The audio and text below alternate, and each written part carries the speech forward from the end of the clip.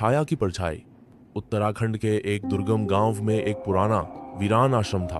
कहते थे वहां एक सन्यासी रहा करता था जिसे लोग छाया बाबा कहते थे, क्योंकि वो दिन में नहीं सिर्फ रात को दिखता था। किसी ने उसे ठीक से देखा नहीं था, लेकिन गांव की औरतें कहती थीं रात में कोई लड़की बाहर निकले तो उसकी परछाई भी वापस नहीं आती। गांव में एक 19 साल की लड़की थी, छाया। सुंदर, निडर और अपने माता पिता की इकलौती संतान। वो इन कहानियों पर विश्वास नहीं करती थी। एक दिन उसकी सहेली रेखा अचानक गायब हो गई।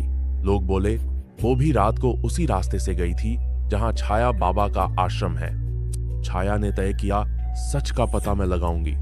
वो रात को अकेले उसी रास्ते से निकली। चांदनी धुंध से ढकी थी, चारों ओर सन्नाटा, बस दूर से एक मटमैली घंटी की आवाज, टन टन टन। वो जैसे जैसे आश्रम के करीब पहुंची, ठंडी हवा गर्म हो गई और दीवारों से परछाइयां निकलने लगीं।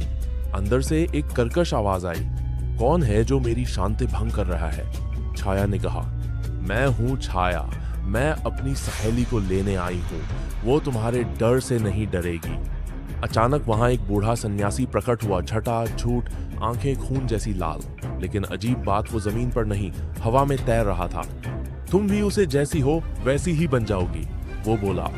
फिर उसने हाथ बढ़ाया, लेकिन छाया ने जेब से अपने गले का तुलसी का माला निकाला और जोर से बोली, अगर तू सच में साधु है तो अधर्म का साथ क्यों दे रहा है?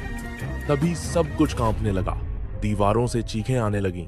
वो सन्यासी चिल्लाया, मैं साधु था, लेकिन वासना ने मुझे राक्षस बना दिया। मैंने तपस्या को छोड़ औरतों की आत्माओं को बांध लिया। तुमने मुझे याद दिलाया कि मैं क्या था। वो रोने लगा और उसकी देह राख बन गई। अगले पल गायब हुई सारी लड़कियां जिनकी आत्माएं वहां बंद थीं, मुक्त होकर आकाश में चली गईं। छाया जाग उठी, सुबह का उजाला हो चुका था। कहानी से सीख, सच्चा साधु वह है जो मोह, माया और वासना से ऊपर हो। जब कोई व्यक्ति अपने मार्ग से भटकता है तो वह तपस्वी से तामसी बन जाता है, लेकिन एक निडर आत्मा, चाहे वो लड़की ही क्यों ना हो, अधर्म को भी धर्म में बदल सकती है।